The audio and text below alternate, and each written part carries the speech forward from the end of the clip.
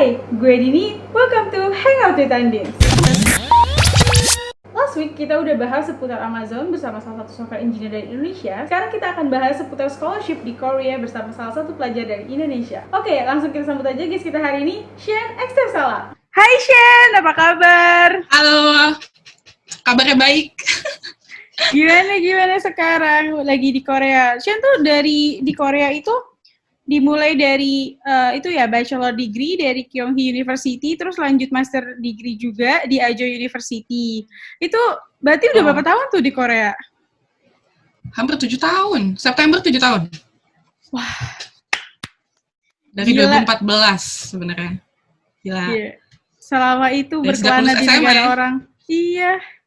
Gimana perasaannya? Perasaan sekarang nih. Di sini lagi panas banget sih sebenarnya. Lagi summer. Oh, lagi summer. Jadi ya, tapi oke. Jadi semua di sini lagi di rumah juga kan kondisinya. Kayak lagi pandemi. Kira-kira happy nggak tuh berkelana di Korea? Karena kan untuk Indonesia sendiri kan Korea itu something yang wow ya. Karena kita banyak influence banget tuh dari K-pop, K-drama, something like that. Oh ya benar sih. Di sini aku happy banget sih overall. Walaupun awalnya stres ya, karena ya namanya juga shock culture gitu kan. Culture shock gitu kan, jadi kayak sesuatu yang baru, terus harus kita yang menyesuaikan itu sendiri gitu. Tapi ternyata setelah aku jalanin, oh ini nggak beda jauh sih sebenarnya sama Indonesia, Korea itu gitu. Paling bergaulnya aja ya yang beda gitu. Gitu. Tapi overall nyaman banget. Dari Korea. Oke deh, sebelum kita mulai lebih jauh lagi, jadi gue di sini mau kasih disclaimer kalau kita tidak mewakili satupun institusi di mana yang tadi udah gue sebutin, di mana Shen menempuh studinya ya sama di Korea. Oke, seperti biasa, do you want to upgrade my look? Or are you satisfied with my look now?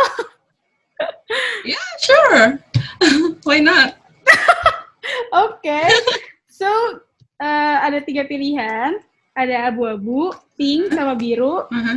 Yang lo mau pilih yang mana? Pilih satu. Abu-abu. Karena gue suka monokrom. Oke.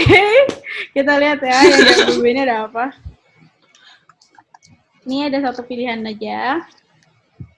Oke. Kok ketawa duluan sih? Karena gue bisa ngeliat gitu, lu bisa ngintip gak sih ini gambarnya apa? Tapi kalau gue bisa kelihatan gitu gambarnya. Gak kelihatan. Gak kelihatan ya? Oke. Kita reveal ya. 1, 2. What's that? Gue mau ganti dulu ya tampilannya. Hai, Shen.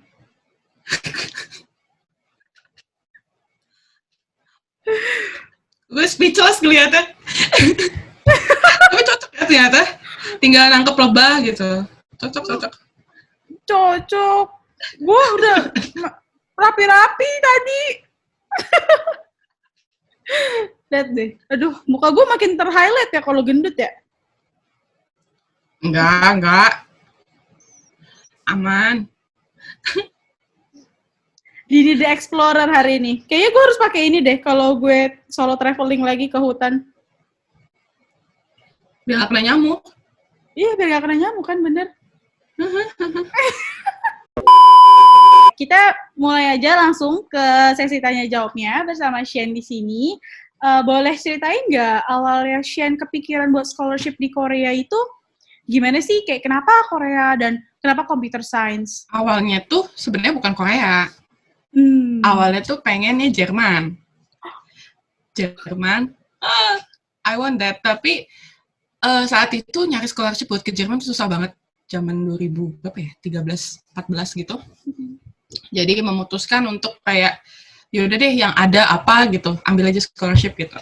Dan saat itu yang tertarik tuh cuman 3 negara, Jerman, Jepang, sama Korea. Nah, yang Jepang pun pengen, tapi aku kesulitan bahasa Jepang loh. Waktu itu SMA kan kita di kelas Jepang tuh. Nilaiku tuh nggak oke banget dan kayak kayak gue nggak bisa deh tinggal di Jepang gitu. Terus ya udah, kayak yaudah deh coba Korea gitu kan. Korea ini sebenarnya dapat influence dari Stella juga, ingat Stella kan? Dulu teman SMA dan namanya Stella. Jadi aku denger banyak dari dia dan kayak I think ini bagus juga untuk dicoba di negara ini gitu. Dan saat itu aku juga udah suka K-drama kan sebenarnya. Jadi kayak oke, gue harus ketemu Lee Min Ho. Saat itu gue suka Lee Min Ho soalnya. Wah, Shen. Itu saat itu dong karena zamannya Boys Before Flowers kan. Iya. Aku sampai sekarang masih ngefans sama Lee Min Ho. Kita kompetitor berarti. Enggak kok, buat lo aja. Oke. I see. Tapi emang berarti kalau untuk computer science-nya sendiri itu emang fokusnya di computer science, cuman negaranya tadi masih di antara 3 itu ya? Iya, jadi emang dari awal udah memutuskan, oke, gue harus ngambil ilmu komputer gitu, harus ngambil computer science gitu. Kenapa tuh sama computer science? Soalnya gue inget banget dulu waktu kita SMA, di mana angkatan gue mengakukan apa tuh? Kampus pengenalan kampus gitu. Goes to school apa sih? Iya, kampus goes to school. Terus kayak dari satu angkatan tuh cuma lu doang yang tertarik untuk computer science gitu. Dan kebetulan gue juga alumni computer saat itu gue juga lagi computer science kan. Iya. Sebenarnya waktu itu juga agak lucu sih alasannya karena gue cuma suka matematika dan fisika. Jadi gue mencari jurusan yang gak ada kimianya dan biologi. Wah, ini mata gitu. Gue lagi mata jadi dulu waktu itu gue tuh teknik industri sebenarnya, tapi ada kimia. Nah terus antara arsitek sama teknik komputer waktu itu kan. Nah tapi arsitek itu kalau di Korea tuh 5 tahun. Kenapa? Gitu. Nggak tahu, di sini 5 tahun. Tapi 5 tahun. Kalau dan gue pikir gila 5 tahun gue lulus, lama banget. Dan akhirnya ya udah memutuskan untuk computer science gitu. Kayak hasil saringan gitu. Hasil saringan berpikir waktu itu kalau computer science itu paling tepat buat pilihan lo saat itu. Yes. Yes, exactly. Tadi kan lu mention ya kalau lu kepikiran antara Jerman, Jepang sama Korea, terus karena dapat inspirasi dari temen lu Stella untuk go aja nih ke Korea gitu kan. Tapi kan di Korea sendiri tuh banyak university ya kan. Nah, tapi kenapa lu decide di Kyunghee University? Saat itu sebenarnya gue pakai agen education. Khusus yang buat ke Korea. Jadi agensi, jadi kayak yang bakal ngebantu lu nuntunin lu kayak untuk preparation-nya, kayak dokumen apa yang kita perlukan sampai ke luar negeri kita nggak tahu kan. Iya. Oh, itu jadi ada kita pakai agensi waktu itu. Saat itu ada. Sekarang sih udah nggak ada ya agensinya. Dulu saat itu ada, dan dia merekomendasikan 3 jenis universitas waktu itu. Kyunghee, Myongji, sama Seoul University, tapi Seoul University yang bukan di Seoul. Jadi gue memilih yang ranking paling tinggi ya udah Kyunghee. Wih, asik. Gila. Akhirnya ya udah gue coba aja apply ke sana dan puji Tuhan dapet sih. Gitu. Flexnya orang pintar gini, guys. Karena lu tadi mention ada agensinya, berarti semua prosesnya itu tinggal ngikutin arahan dari agensinya aja ya? Atau bener-bener. Kayak dokumen, kayak misalkan, kan biasanya kalau mau masuk universitas ada proses tahapnya kan, kayak harus ngumpulin apa dulu gitu. Jadi lewat mereka saling email-emailan gitu lah, jadi kayak antara agensi dengan universitasnya, mereka saling email-email. Nah, aku cuman kayak disuruh, kumpulin akte sama ini dalam bahasa Inggris ya gitu. Nanti kasih ke kami gitu, nanti kami kirim ke mereka gitu. Dan proses translasi ya bahasa-bahasanya. Transkrip nilai. Nah, beda. Enggak, translation dari dokumen. Kan akte kelahiran bahasa Indonesia kan, dokumen semua kan bahasa Indonesia kan. Nah, itu kan harus ke bahasa Inggris kan. Waktu itu zaman itu kan juga susah tuh, jarang orang yang mau keluar negeri, jadi kayak untuk sekolah gitu. Jadi kayak lewat agensi itu menolong juga kayak minta rekomendasi di mana sih untuk men-translate ini semua gitu. Dan selain itu kita juga harus ke Dubes Korea di Jakarta untuk di stamp gitu. Pokoknya ribet banget dan akhirnya ya udah mereka lebih bertanggung jawab dalam hal kayak gitu sih. Jadi akunya nggak terlalu ribet. Cuman ya karena agensi jadi kita harus bayar lebih aja ke mereka. I see, ya betul-betul. Karena kan untuk ngurusin administrasi itu kita kadang-kadang nggak punya visibility ya, yang lebih mudah seperti apa. Jadi emang agensi pendidikan ini cukup menolong. Berarti kan Tapi ini waktu lo apply ke Kyunghee itu tadi scholarship ya? Scholarship di semester awal doang waktu itu. Oh, oke. Itu didaftarin scholarship-nya juga dari agensi itu dari Indonesia atau ketika di sana baru lu apply untuk scholarship itu? Ketika di sana. Jadi gue pakai scholarship versi apa ya? Nilai. Wih. Dan ujian bahasa Korea waktu itu. Jadi benar-benar apa ya? Hasil sama scholarship tuh seimbang gitu loh. Hasil harus apa seimbang. Nih? Jadi kalau hasil gue skor hasil nilai. Sekolah iya, skor nilai kalau gue misalkan dapat segini, gue bisa dapat scholarship segini banyak. Kalau gue dapat segini, gue cuma dapat segini gitu. Gitu susahnya waktu itu. Kalau yang pemerintah punya kan enggak. Kalau pemerintah punya kayak gimana tuh? Pemerintah punya itu ya kita interview sama mereka dari awal. Iya. Oh ya. Dan dia bakal kasih apa namanya? Scholarship itu sampai lu lulus gitu, tapi dengan syarat IPK lu harus berapa gitu. Ya, harus pertahanin, nggak boleh lewat. Sih, kayak gue pernah baca juga sih, karena gue dulu sempat coba AFS, terus kayak ada seleksi buat nerimanya, itu ada seleksi dulu di Indonesianya, di Jakartanya, terus kayak setelah lolos pun harus ada persyaratan yang harus dipenuhi selama kuliah di sana. Betul. Kayak ada minimum nilai yang harus dipertahankan sama setiap semesternya, gitu-gitu kan ya. Ya. Berarti ini scholarship-nya dari kampus ya, dan itu kan setelah mulai perkuliahan, itu baru dikasih kan. Nah, berarti pas lagi lo transisi nih dari agen pendidikan tadi sampai lo udah berangkat ke Korea, ketika lo sampai di Korea itu kayak tempat tinggal segala macam, itu tetap dibantu urusin dari agensi itu atau enggak? Nah, sebenarnya pas gue datang ke Korea itu kan gue nggak langsung kuliah kan, gue belajar bahasa Korea dulu. Oh. Setelah 1 tahun, karena untuk kuliah itu kan kita ada ujiannya, ujian bahasa Korea, dapetin sertifikat. Nah, itu jadi 1 tahun gue preparation dulu bahasa Korea. Nah, sebelum kalau mau masuk institusi bahasa itu, mereka kayak menyediakan beberapa pilihan untuk tempat tinggal, kayak mau di dorm kah, atau mau di luar kah, mereka bakal siapin itu, tapi kita ya harus bayar ke mereka gitu, ke kampusnya. Jadi saat itu si agensi sama kampusnya saling komunikasi satu sama lain, terus si agensi bilang, oh ini ada pilihannya, ada ini, kamu mau yang mana, nanti kami yang bilang ke mereka gitu. Oh, dan akhirnya jadi pas gue udah sampai, gue udah disediain tempatnya, gue tinggal masuk aja. I see, oke. Jadi kurs bahasa ini tuh emang udah langsung ditunjuk oleh pihak kampus, yang emang itu salah satu proses yang harus lu jalani ketika lu mau join ke kampus mereka. Sebenarnya nggak harus, cuman karena gue nggak punya sertifikat itu kan, dan gue bahasa Korea masih jelek, jadi mau nggak mau harus belajar bahasa dulu langsung di sana. Oke, jadi gue klarifikasi lagi, tadi untuk masuk join perkuliahan di universitas di Korea dibutuhkan sertifikasi bahasa Korea. Ya, which is lu belum punya. Namanya topik. Kenapa? Namanya topik. Topik. TOPIK. Nama ujiannya topik TOPIK. Nama ujiannya TOPIK. Oke. Jadi lu gak punya sertifikasi itu, jadi lu harus dapetin sertifikasi itu biar lebih gampang, ya lu ikutin aja alur yang udah disediain sama kampusnya. Karena sebenarnya buat dapetin sertifikasi itu gak mesti lewat kampus kan. Sebenarnya bisa dari institusi bahasa lain ya kan. Iya. Tapi untuk mempermudah prosesnya aja, jadi ya udah disediain, kenapa kita harus cari yang susah ya kan?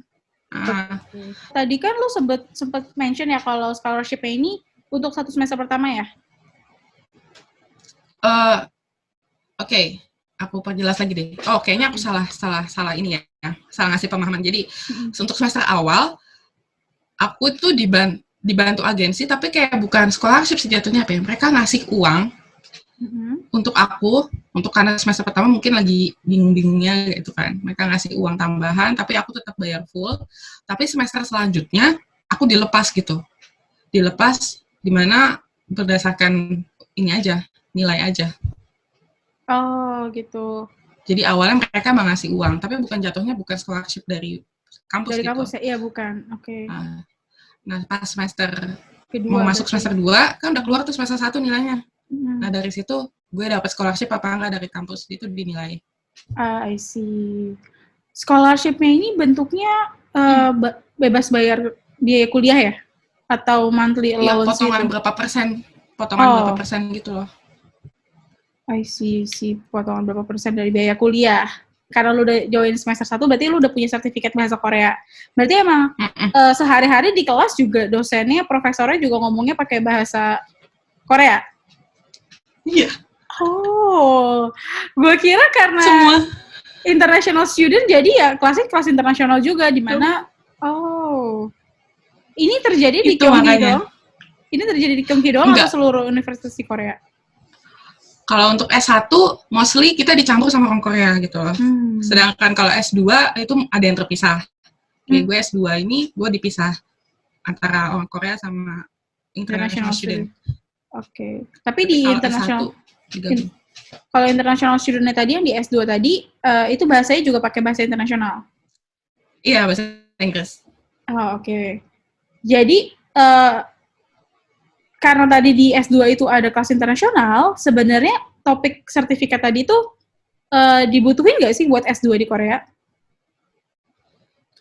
Waktu saat itu gue dibutuhin, karena ada di mana kelas bahasa Korea yang harus kita ikutin. Tapi karena gue punya topik, gue nggak usah harus ngambil kelas itu. Jadi kayak gue bisa lebih santai dikit lah gitu. I see. Ini buat di S2 berarti ya? Oh, oke. Buat S2, yang S1 ya penting gitu. Penting, topiknya, harus. Topik sertifikat itu, karena gue harus tiap hari kan bahasa Korea kan. Iya, betul. Karena lu bakal komunikasi sama dosen lu, sama dengan teman-teman juga, ya kan? Oke. Nah, tadi kan lu mention kalau misalkan kalau lu nggak punya topik sertifikat pas di S2, itu lu harus ada kelas khusus. Berarti sebenarnya mahasiswanya kalau nggak punya topik nggak apa-apa, karena dia bakal bisa melalui proses pengenalan bahasa Korea di kelas itu, ya kan? Yes, betul. Oke. Dua SKS. Oke, terus selama 1 tahun kamu kursus bahasa Korea, itu berarti kelas bahasanya itu dicampur dengan international student lainnya ya? Waktu S1 ya? Iya, waktu S1. Tadi kan ada kelas bahasa tuh yang 1 tahun, preparation. Dicampur sama berbagai semua negara. Semua negara dicampur, oke. Pas awal-awal kamu belum bisa bahasa Korea nih, dan Korea kan sebenarnya non-English speaker kan ya, by default, karena mereka punya Hangul ya kan. Terus gimana sih cara kamu nanganin language barrier di sana? Untuk pas kelas bahasa itu jujur aja sampai sekarang sih sebenarnya masih suka mix Inggris sama Korea. Iya, kayak itu nggak bisa dihindari buat foreigner sih menurut aku.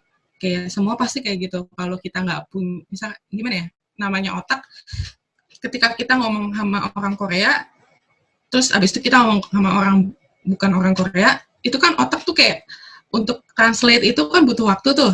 Kadang kita kayak ingetnya tuh satu vocab bahasa Korea tapi nggak tahu bahasa Inggrisnya apa, ataupun sebaliknya. Jadi kadang kami mix gitu loh. I see. Tapi emang sebenarnya tuh sekarang di Korea juga banyak kan yang kata-kata serapan.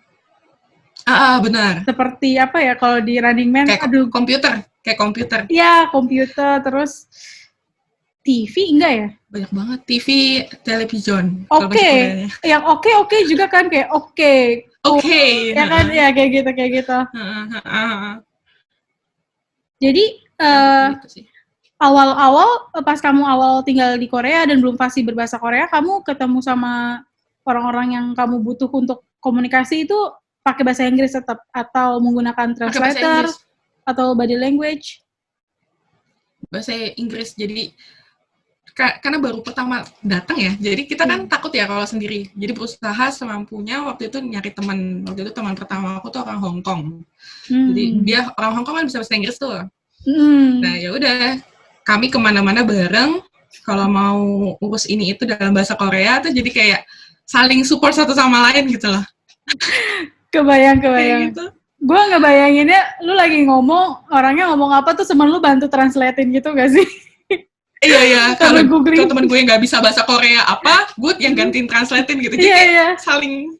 Sih. Jadi emang perlu banget ya kita dapat setidaknya minimal satu teman buat Betul. menanggung awal-awal adaptasi awal-awal ini ya. Iya, biar nggak malu banget juga gitu.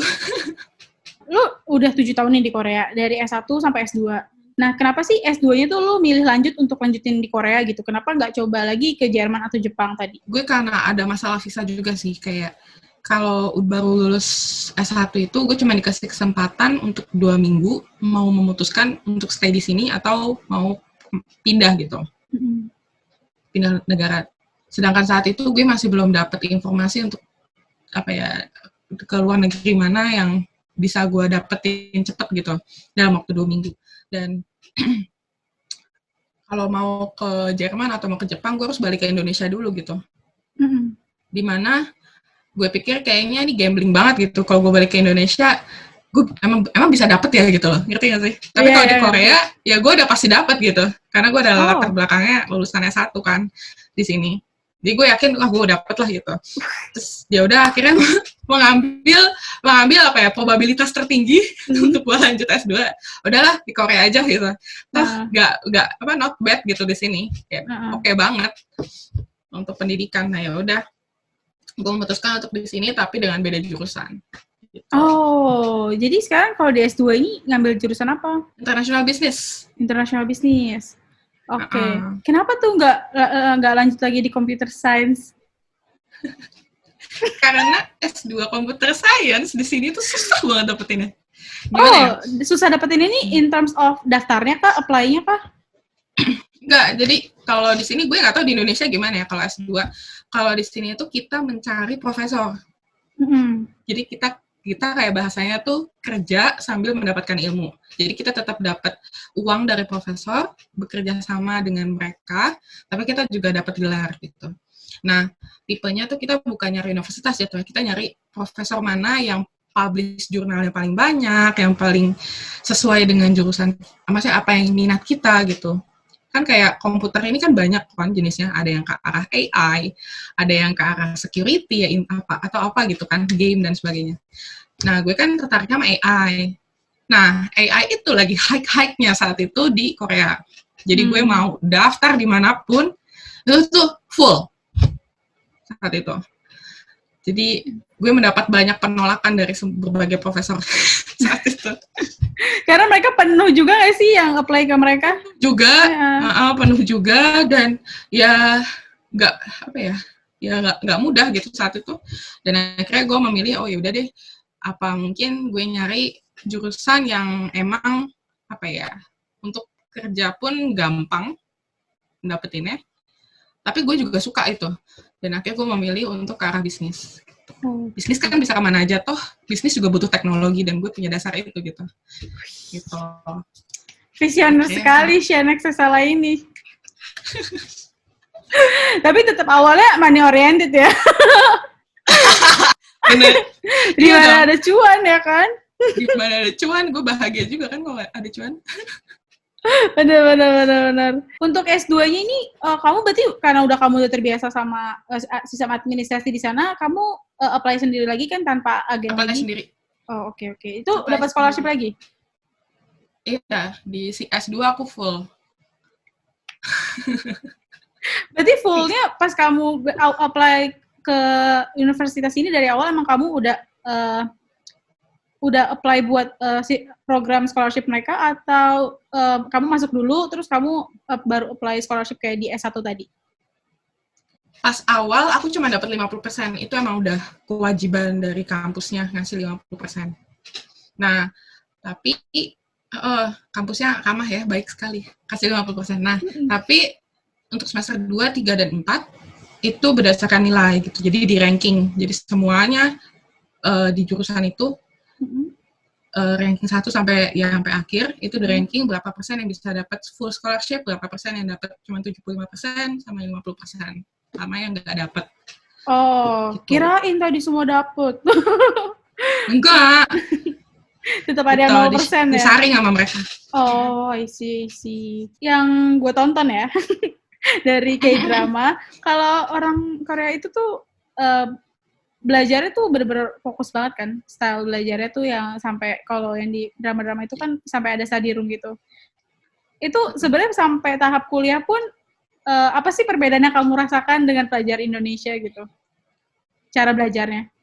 Cara belajarnya orang Indonesia.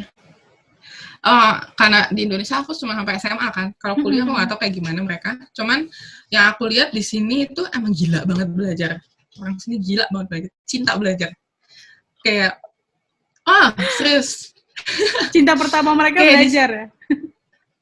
Dan di sini di mana-mana ada namanya cafe study room. Jadi itu cafe, tapi buat study gitu. Jadi disekat-sekat per orang.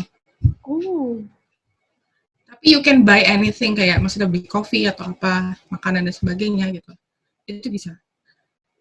Karena ya itu. Dan terutama di sekitar universitas itu banyak banget. Pasti sih. Dan kalau kafe dekat universitas itu gunanya membuat belajar.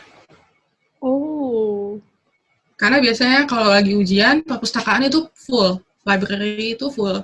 Dan di library kan study room tuh banyak banget, tapi itu pasti full gitu.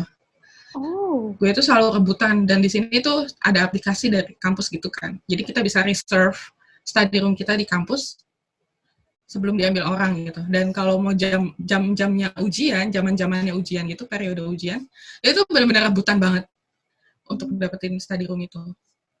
Dan stylenya orang Korea ini kalau mau ujian biasanya ya dia sampai tidur di library dan sebagainya gitu loh. Kamu ikutan nggak? Gila banget sih menurut aku. Ikutan dulu. Kelas ikutan tidur di sana juga? Karena apa ya, bahannya itu banyak banget, dan kalau gue pulang bolak-balik itu gue menghabiskan waktu cukup lumayan 30 menit gitu. Jadi gue biar produktif, udahlah gue tidur aja di library, karena library sama gedung gue ujian dekat gitu. Jadi langsung lari gitu. I see. Jadi apa ya? Anak-anak sini tuh benar-benar memperhitungkan waktu, efektivitas waktu gitu, biar produktif. Terus benar-benar goal oriented banget, apa yang mereka mau itu benar-benar mereka kejar. Sampai tidur kayak gitu di meja gitu. Itu udah hal umum lah, udah hal biasa.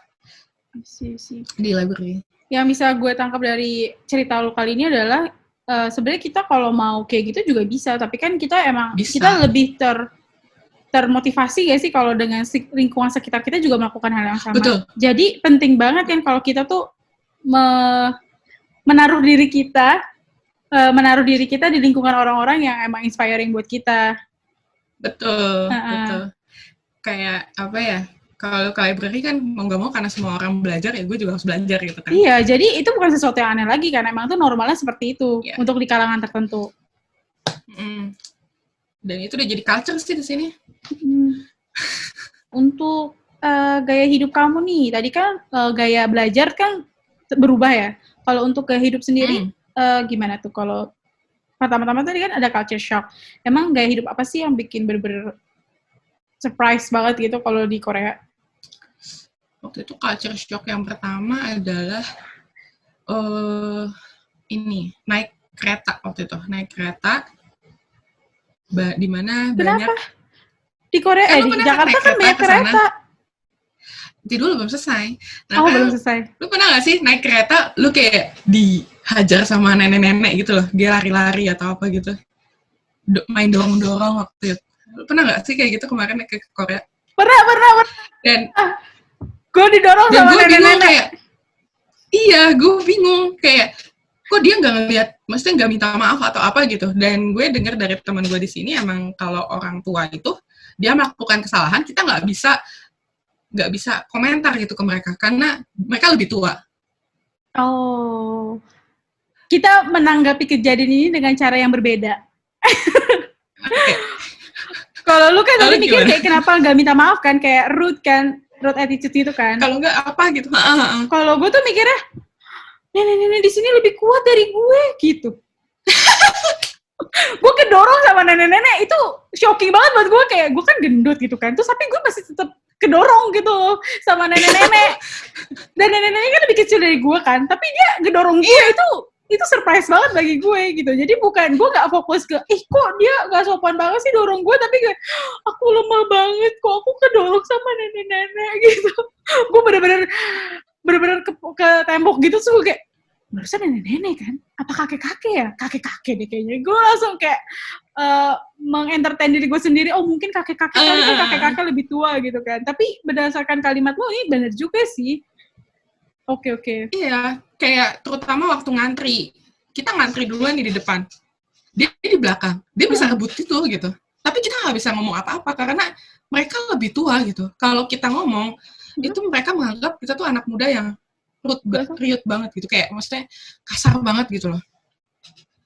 Jadi pokoknya di mata mereka itu, orang tua itu harus dia salah apapun kita harus junjung tinggi gitu, ngerti gak sih? Iya, I see. Gue juga dulu pernah di kereta kejadiannya, kayak bener kayak lo gitu. Jadi kayak ada satu orang kakek-kakek nih, lagi nemplok nih di suatu tiang. Terus kakek-kakek yang lain dorong dia, suruh dia geser. Terus dia willingly geser gitu. Terus gue bingung kayak, apa yang terjadi barusan? Itu kan kondisinya mirip kayak nyelak tadi kan. Kayak, dia udah pegang tiang nih, tapi diselak, gue mau pegang tiang itu. Tapi kayak, kalau misalkan kondisinya di sana itu yang lebih tua yang lebih diutamakan ya, yang kita harus sopan terhadap yang lebih tua. Tapi gimana caranya orang-orang tua itu tahu kalau dia tuh lebih tua dari dia? Wah, nggak tahu juga ya kalau itu. Ya kan, kalau misalkan yang terlalu tua sama yang muda kan kelihatan jomplang ya, kayak oke, dia emang harus dilakukan gitu. Tapi kalau misalkan sesama tua gitu, sesama umur, kayaknya harusnya lebih jaga manner kali ya. Berarti manner itu berlaku hanya buat teman sebaya dan ke bawah gitu kali ya. Seperti itu sih. Terus apalagi nih culture shock? Sama cara berteman sih. Waktu itu jujur aja semester 1 kuliah itu gue stres banget. Karena cara berteman di Indonesia apa ya, enak banget deh. Kayak kita saling stranger nih, nggak kenal lu siapa, gue siapa, mereka nggak tahu gitu kan. Nah, tapi kita bisa jadi teman dengan cuman halo Bu gitu, halo Pak gitu, ngobrol-ngobrol tanpa nggak tahu namanya, itu kita bisa jadi teman gitu. Sedangkan hal itu nggak bisa terjadi di Korea. Ya lu annyeonghaseyo gitu dengan stranger dan nanya-nanya lagi ngapain dan sebagainya, ngapain berdiri di sini. Kan biasanya kita suka gitu kalau di Indonesia, Bu lagi nunggu siapa? Lagi lu kayak gini. Kok berdiri di Indonesia? Nah, kalau di Indonesia maksudnya bisa basa-basi gitu loh. Lewat basa-basi kita bisa jadi kenal gitu kan. Tapi kalau di Korea itu hal seperti itu aneh. Jadi lu nggak bisa annyeonghaseyo doang tuh bisa jadi teman gitu, nggak bisa. Jadi gue waktu itu semester 1 struggle banget buat nyari teman. Terus gue nanya teman gue, kayak mereka bilang, kamu tuh harus ikut kayak komunitas. Klub, namanya Dongari. Apa tuh? Komunitas. Klub itu Dongari bahasa Koreanya. Dongari itu klub. Oke. Kamu harus ikut Dongari, dan dari situ bisa jadi teman gitu. Gak bisa yang kamu main dateng aja kayak gitu. Di sebelah kamu, misal kamu duduk, terus di sebelah kamu ada orang, terus kamu ngajak temenan, itu aneh. Jadi berapa banyak komunitas yang kamu ikutin, Shen? 2 waktu itu. Wih. Komunitas bahasa Korea, bahasa Korea. Komputer. Programming club gitu. Sama kegiatan religi gitu lah, kayak Kristen gitu. Oke, jadi kalau misalkan di Korea itu, kalau lu tergabung dalam satu komunitas yang sama, itu lu lebih open untuk berteman dengan orang baru. Karena berarti cara pikir mereka adalah, kita ini satu interest loh, jadi ya udah kita temen gitu ya. Instead of kalau ketemu di jalan, ya udah sapa-sapa aja. I see. Berarti gue dulu disangka aneh ya.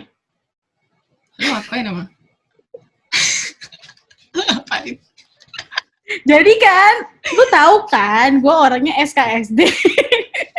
Jadi waktu itu di Tuksom ya, kalau nggak salah di stasiun Tuksom atau di stasiun mana gitu, ada 2 nenek-nenek lagi mau masuk. Kenapa cerita gue selalu nenek-nenek ya? Pokoknya ada 2 nenek-nenek mau masuk stasiun, terus yang satu temannya berhasil masuk.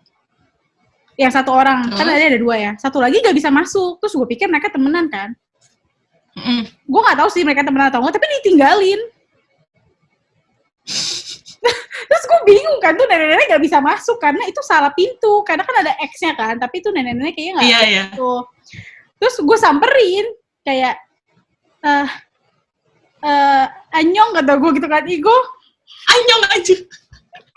Terus dia kan lebih pendek dari gue ya, terus dia begini dong. Iya ya. Gitu. Dan langsung ngeliatin gue kayak gitu. Ngeliatnya nggak asik gitu ya, ngeliatnya gimana gitu ya? Ngeliatnya pelan-pelan gitu kan. Kalau di drama Korea kan biasa ada nadanya tuh kayak jeng jeng jeng gitu kan. Terus gue masih kayak, Igo Andre kata gue. Terus Yogi gue pakai bahasa tubuh gitu. Iya, terus baru dia tapi akhirnya kayaknya dia bingung juga kan. Ya udahlah, kan gue kelihatan banget kan, bukan orang Koreanya kan kelihatan banget kan. Terus dia kayaknya let it slide aja sih. Cuman pas dia udah berhasil, dia bilang sih gue mau yo gitu. Kayaknya dia mau ngajarin gue ya pakai yo gitu. Padahal gue udah diwanti-wanti sama temen gue pakai yo kalau ketemu orang lebih tua. Iya, jangan nggak pakai yo loh. Kan panik ceritanya. Gue mau kasih tau tuh nggak bisa. Cuman yo gitu kan harusnya. Yogi. Gue cuma tahu Yogi, Igo. Tapi kalau kondisi lu itu kan lu menolong kan? Kalau menolong is okay sih. Oh gitu, isi. Ini kayak kalau lu satu sekolah gitu. Oh oke. Beda sih ya. Kalau gue diajak ngobrol soalnya sama kakek-kakek. Oh itu, kalau orang tua beda. Orang tua beda. Itu emang dia biasa kayak gitu. Tapi kalau nggak tahu anak-anak millennials gitu, yang ya kayak lu bayangin lah, masuk ke kampus baru pertama kali duduk, terus ada orang di kanan lu gitu. Lu mau ngajak kenalan biasa kan gitu. Ini nggak bisa kayak gitu di Korea.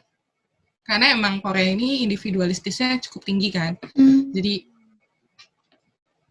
kalau kita tuh tipenya apa sih? Lawan kata individualisme itu apa ya?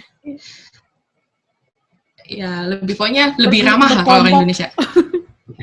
Ya macam gitulah. Hidupnya berkelompok. Kalau orang Korea nggak gitu. Oh gitu, I see. Berarti kita dapat tips lagi nih dari Shen. Jadi buat kamu yang mau kenalan sama opa-opa Korea, bisa ikut salah satu klub. Terus kenalan dari situ ya. Oke, nice tips loh, Shen. Sekarang kita share langsung deh, mungkin dari kamu ada nggak tips and tricks gitu biar application kamu buat apply ke Korea itu bisa keterima? Tips and tricks? Pas apply ya berarti? Pas nyiapin. Ini untuk S1 atau S2 nih?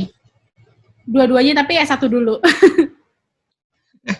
Soalnya agak beda sih prosesnya. Kalau S1 itu emang pure dari dokumen aja, kayak nilai waktu SMA gitu. Itu juga dilihat penghargaan, sudah melewati apa aja gitu. Dan apa ya, sama nilai bahasa sih waktu itu. Bahasa yang topik? Karena ini pokoknya itu penting sih yang bahasa topik itu. Kalau kita nggak punya itu, minimal saat itu aku minimal level 4. Jadi level tertinggi itu level 6. Kalau udah dapat level 4, kamu bisa kuliah. Kalau belum dapat level 4? Atau udah level. Nggak bisa. Harus ngulang lagi? Ujian lagi. Sampai lu bisa dapat 4. Oh my God. Jadi waktu itu 3 kali kayaknya. Baru dapat 4. Tadi kan kamu bilang ya kalau selain nilai ada penghargaan. Nah, penghargaannya kayak gimana tuh? Apa? Oh, tapi sebenarnya buat pendukung aja. Yang terutama nilai kita selama sekolah 3 tahun itu ya di SMA. Kayak nilai UN gitu loh. Oh, yang dilihat nilai UN, bukan nilai sekolah? Dua-duanya dimintain sih sama mereka. Oh, dua-duanya dimintain. Tapi gue nggak tahu mereka ngeliatnya yang nilai yang mana ya gitu. Oh, I see. Tapi kita harus kirim dua-duanya. Oke. Kira-kira dikasih tahu gak tuh kayak kalau mau keterima tuh harus nilainya di atas sekian gitu? Atau sebenarnya ya 8 masih oke. Nggak dikasih tahu, bener-bener gambling banget ya? Bener-bener gambling banget. Bener-bener berharap. Ya udah kalau keterima ya udah. Iya. Oh, sih. Oh, sama interview, sorry. Jadi gue ada interview ya? Duh, S1 gue lupa gue ada interview apa enggak. Cuman waktu kelas bahasa itu gue ada interview. Untuk menentukan gue masuk level berapa kan. Placement level ya? Placement level. Tapi kalau S1 gue pernah ya? S1 gue gak inget. S2 ada interview. Interview Kalau kayak S2 gimana lebih tuh? penting di interviewnya. Ya, pasti sih. Dan di interview kayak gimana tuh contohnya? Sebelum interview lu ada ngelewatin nulis esai gitu? Waktu itu gue nggak ada. Nggak ada, Yang langsung sekarang mungkin interview. ada kali, nggak tahu. Interview ini tuh Ada waktu itu. lebih ke behavioral culture fit atau sorry, nggak mungkin culture fit lah ya.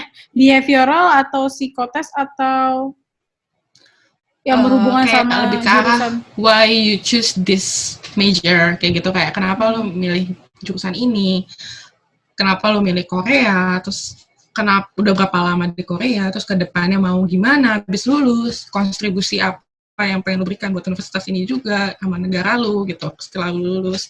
Ya, kayak gitu-gitu sih. Kayak umum sih sebenarnya, kayak kerja gitu, cuman apa ya? Ya kita harus memberikan mereka tuh kayak dengan gimana ya? Gue harus memberikan dampak yang positif bagi universitas ini gitu. Meyakinkan mereka gitu. I see. Tapi kan tadi kan lo sempat mention kan kontribusi apa yang bisa lo berikan ke negara lo. Tapi kan lo kan sekarang lagi di Korea dan universitas lo di Korea. Kontribusinya pasti harusnya relevan ke Korea dong. Kenapa ditanya kontribusi untuk negara lo di Indonesia? Ketika lu lulus kalau balik ke Indonesia maksudnya. Oh, oke. Lewat ilmu yang lu dapat dari kampus ini, lu mau ngapain emang di Indonesia gitu kalau balik. I see. So. Wah, makasih loh tipsnya. Ya kok S1 itu lebih fokus ke dokumen sama bahasa sih. Kalau S2 itu, gue TOEFL sama itu, interview. Oh, interview. TOEIC nggak diterima. Oh, TOEFL. TOEFL or IELTS. Jadi tadi kan lu udah share nih tentang gimana sih adaptasi dari awal sampai bertahan hingga 7 tahun di Korea. Sebenarnya tuh ada gak sih kalimat motivasi yang tertanam gitu di pikiran lu, di hati lu, atau di atas meja belajar lu? Kata-kata mutiara. Meja gue ada apa ya? Ada apa ya? Apa ya? Kalau dari Alkitab tuh kayak melakukanlah segala sesuatu itu sama seperti gue melakukan kepada Tuhan gitu. Kayak jadi do your best aja sih menurut aku. Ya walaupun ya namanya keluar negeri sendiri itu kan nggak mudah ya. Jadi dan ini kan emang udah pilihan dari Tuhan juga. Jadi do your best. Semua ini akan memberikan dampak positif juga ke depannya. Mungkin relationship, kayak maksudnya relation sama orang lain juga kalau di luar negeri kan kita bisa lebih luas tuh. Networkingnya. Jadi networkingnya. Jadi ya anggap aja nih sebuah proses yang bikin kita bisa naik level. Jadi menurut gue tuh hal-hal yang challenge itu bukanlah menjadi beban sih buat gue saat ini. Itu malah bikin gue, berarti gue lagi diminta untuk level up nih gitu. Ada hal yang pengen di level up sama Tuhan gitu. Ngerti nggak? Udah kamu dewasa sekali, Shen. Kan soalnya kalau nggak kayak gitu, ya soalnya kalau nggak kayak gitu karena kita tinggal sendiri, itu kalau ada sesuatu masalah atau apapun itu kita bakal jadi stres gitu. Tapi kalau kita berpikir, ini bisa bikin gue bisa level up, why not? Kita coba gitu, kita hadapi aja gitu. I see. Jadi pendewasaan pikiran juga bakal datang dengan sendirinya. Sih, karena nggak semua orang bisa mendapatkan pendewasaan saat berproses sih sebenarnya. Jadi ya itu salah satu anugerah berkat juga. Lu bisa melalui itu semua dengan positif mindset. Yes, text time sih, text time. Iya, text time kan. Ya, measure seseorang kan emang beda-beda. Sih. Lu udah pernah jalan-jalan kemana aja, Shen? Jalan-jalan di Korea nih? Iya, ada waktu nggak sih buat jalan-jalan kan? Tadi kan kayak teman-teman lu juga ambisius gitu kan buat belajar kayak. Sebenarnya masih sempat ya sih buat jalan-jalan? Pas liburan aja sih. Oh, pas lagi liburan. Pas lagi ini pergantian semester. Itu kan itu tetap jalan-jalan ya? Kayak itu 2 bulan tuh biasanya liburnya. Jadi gue pernah ke Busan, ke Jeju. Tapi kalau yang ke Jeju tuh karena gue conference sih. Ke Jeju, Busan, terus mana ya? Daejeon waktu itu, Jeonju, bibimbap Jeonju. Iya, Jeonju supaya enak banget guys, kalau ke Korea wajib ke Jeonju. Nah terus Kalau nggak sempat ke Jeonju, di Seoul juga ada guys restoran yang enak. rekomendasi ya. Tapi Iya, di beneran di Hongdae. Jeonju aslinya enak banget. Oh gitu. Parah. Di Jeonju Parah. aslinya enak banget. Ntar kalau ke Korea, beda gitu. balik ke Korea lu harus nemenin gue ke Jeonju, Shen. Oke. Di Jeonju Udah 3 kan kali kesana. lebih daerah kan? Takutnya atau mereka tuh untuk bahasa Inggris udah bisa nggak sih? Udah terima Gak terlalu, makanya gak terlalu. kan? Saatnya Shen. Butuh orang lokal. Saatnya Shen lu temenin gue Shen kesana, sekaligus ajak temen lu yang bisa dikenalin ke gue. Kayaknya tugas gue selalu begitu deh, menemani. Iya. Oke deh Shen. Thank you ya udah mau hadir di Sama-sama. acara Hangout with Tandins. Ini gue sangat berterima kasih malah bisa share kayak gini. Siapa tahu ada yang terbantu, Iya. kayak sedang bingung gitu kan. Informasi lu bermanfaat banget sih, mulai dari prosesnya tadi, kayak apa sih yang perlu dikumpulin dokumennya, terus ternyata ada agensi pendidikan juga yang bisa ngebantu mempermudah urusan administrasi untuk S1 di Korea, terus proses adaptasi di sana seperti apa, persiapan untuk masuk ke perkuliahannya seperti apa, lanjut ke S2-nya juga seperti apa. Wah, ini benar-benar bermanfaat banget sih informasinya bagi teman-teman yang lagi nyari Syukur. buat perkuliahan. Amin. Thank you, Shen. Makasih banget loh udah hadir. Makasih banget loh. Okay. Thank you, Shen. Bye-bye, Shen. Bye-bye.